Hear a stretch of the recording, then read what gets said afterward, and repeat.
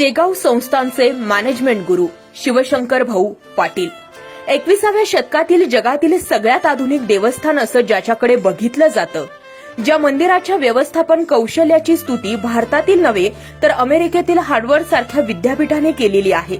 स्वच्छतेसाठी महाराष्ट्रात नाही तर पूर्ण भारतात आदर्श असणाऱ्या अशा जागतिक कीर्तीच्या शेगाव संस्थानाची धुरा ज्यांनी समर्थपणे नुसती पेलली नाही तर सेवा हीच साधना हे संस्थेचे ब्रीदवाक्य आयुष्यात प्रत्येक क्षणाला जगलेले संस्थेचे व्यवस्थापक शिवशंकर भाऊ पाटील यांचं पूर्ण आयुष्य आपल्या सर्वांना प्रेरणादायी आहे.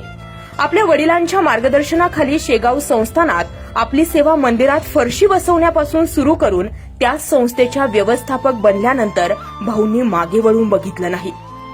ज्यावेळी भाऊंनी संस्थेच्या कामाची सूत्र हाती घेतली तेव्हा संस्थेची उलाढाल अवघी 45 लाख रुपयांची होती. आज शेगाव संस्थानची वार्षिक उलाढाल 140 कोटी रुपयांपेक्षा जास्त आहे. आज शेगाव देवस्थान प्रसिद्ध आहे ते सोन्या चांदीने मढवलेल्या मूर्त्यांनी नव्हे तर इथल्या स्वच्छतेमुळे. 11,000 पेक्षा जास्त सेवेकरी प्रतीक्षा रांगेत उभे आहेत. सेवा ज्यात कोणतंही मानधन दिलं जात नाही तर सेवा संपल्यावर एक प्रसादाचा नारळ घेऊन सेवेकरी आपल्या पुढच्या मार्गाला प्रस्थान करतो. 17,000पेक्षा जास्त सेवेकरी आज शेगाव संस्थानात अशा प्रकारे निस्वार्थी सेवा देतात. संत गजानन महाराजांचे निस्सीम भक्त असणारे, जगातील अग्रगण्य बँक असणाऱ्या सिटी बँकचे अध्यक्ष विक्रम पंडित हे भाऊंचं काम पाहून इतके थक्क झाले की त्यांनी शेगाव संस्थानला 1-2 नाही तर तब्बल 700 कोटी रुपये दिले. पण भाऊंनी ते नम्रपणे नाकारले. भाऊंनी हिशोब केला, फक्त 70 कोटी रुपयांची गरज होती. तेवढेच घेऊन तब्बल 630 कोटी रुपये शेगाव संस्थानने सिटी बँकेला परत केले.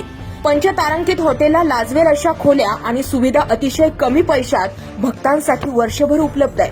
अवघ्या 15 रुपयात आनंद सागर सारखा प्रकल्प आपण बघू शकतो. आनंद सागर सारख्या 650 एकर इतक्या प्रचंड जागेत वसलेला प्रकल्प आणि प्रकल्पाची पूर्ण संकल्पना भाऊंची आहे. त्यांचा पूर्ण प्लॅन पण भाऊंनीच केलेला आहे.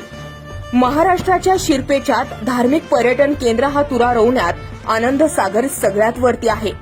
आपलं कार्य फक्त तितकंच मर्यादित न ठेवता 42 पेक्षा जास्त उपक्रम संस्थेच्या वतीने राबवले गेले आहेत. आजूबाजूच्या 1000 गावांपेक्षा जास्त गावांमध्ये वैद्यकीय सेवा पुरवण्याची जबाबदारी संस्थेने उचलली आहे.